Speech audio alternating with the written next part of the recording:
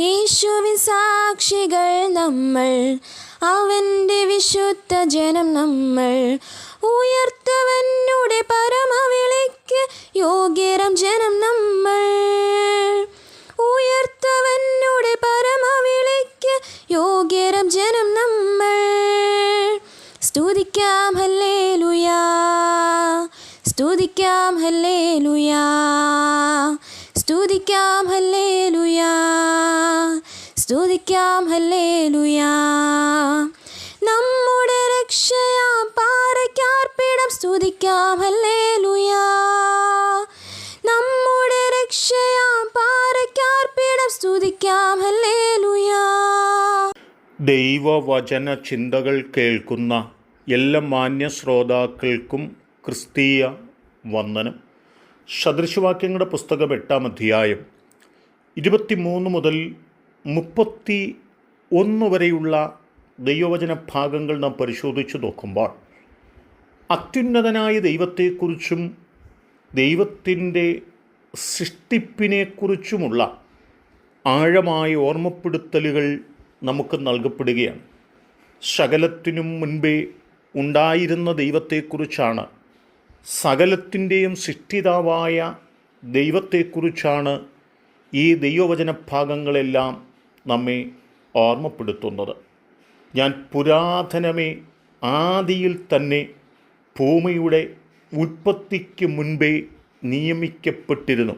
ഉൽപ്പത്തി പുസ്തകം 1-ാം അധ്യായത്തിനകത്ത് നാം വായിച്ചു വരുമ്പോൾ ദൈവം ഭൂമിയെ സൃഷ്ടിച്ചതിനെക്കുറിച്ചും രാത്രിയെയും പകലിനെയും നിർമ്മിച്ചതിനെക്കുറിച്ചും ഭൂമിയിൽ കാണുന്ന സകല ചരാചരങ്ങളെയും വാനമേഘങ്ങളിൽ പാറിപ്പറക്കുന്ന സകല പറവജാതികളെയും സൃഷ്ടിച്ച സൃഷ്ടിപ്പിൻ്റെ ചരിത്രങ്ങളും ഓർമ്മപ്പെടുത്തുമ്പോൾ തന്നെ ഇവിടെ ജ്ഞാനിയായ ശലോമോൻ പറയുകയാണ്, ദൈവമാണ് സകലത്തിൻ്റെയും സൃഷ്ടിതാവ്. ആ സൃഷ്ടിതാവായ ദൈവത്തെ നാം ആഴമായി തിരിച്ചറിഞ്ഞുകൊണ്ട് ആ ദൈവത്തെ ഭയപ്പെടുന്നവരും ആ ദൈവത്തിൻ്റെ വഴികളിലൂടെ യാത്ര ചെയ്യുന്നവരുമാകേണ്ടതുണ്ട് എന്നുള്ള ഓർമ്മപ്പെടുത്തലുകൾ ഈ വചനത്തിനുള്ളിൽ കാണുന്നുണ്ട്. യോഹന്നാന്റെ സുവിശേഷം 1-ാം അധ്യായത്തിലേക്ക് നാം കടന്നു വരുമ്പോഴും പറയുന്നുണ്ട്, ആദിയിൽ വചനമുണ്ടായിരുന്നു, വചനം ദൈവത്തോടു കൂടെയായിരുന്നു, വചനം ദൈവമായിരുന്നു, അവൻ ആദിയിൽ ദൈവത്തോടു കൂടെയായിരുന്നു, സകലവും അവൻ മുഖാന്തരം ഉളവായതൊന്നും അവനെ കൂടാതെ ഉളവായതല്ല. അവനിൽ ജീവൻ ഉണ്ടായിരുന്നു, ജീവൻ മനുഷ്യരുടെ വെളിച്ചമായിരുന്നു എന്ന് പറയുകയാണ്.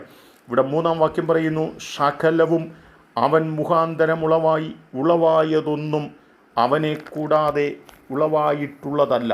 അങ്ങനെയാണെങ്കിൽ സകലത്തിൻ്റെയും സൃഷ്ടിതാവ്, ഉൽപ്പത്തി പുസ്തകം 1-2 അധ്യായങ്ങൾ, യോഹന്നാന്റെ സുവിശേഷം 1-ാം അധ്യായമൊക്കെ പഠിക്കുമ്പോൾ സകലത്തിൻ്റെയും നിർമ്മിതാവ് ദൈവമാണെന്നും ഈ ഭൂമിയും ഭൂമണ്ഡലങ്ങളും ഉണ്ടാകുന്നതിന് മുൻപ് അവൻ അനാദിയായും ശാശ്വതമായും ദൈവമായിരുന്നു എന്ന് നമ്മെ ഓർപ്പിക്കുകയും ചെയ്യുകയാണ്. വളരെ വേദനയിലൂടെ സങ്കടത്തിലൂടെ കടന്നു പോകുന്ന ഇയ്യോബിനോട് ദൈവത്തിൻ്റെ പരിശുദ്ധാത്മാവ് ചോദിക്കുന്നതായ ഒരു ചോദ്യം നമുക്ക് കാണുവാൻ കഴിയുന്നുണ്ട്. ഞാൻ ഭൂമിക്ക് അടിസ്ഥാനമിട്ടപ്പോൾ നീ എവിടെയായിരുന്നു?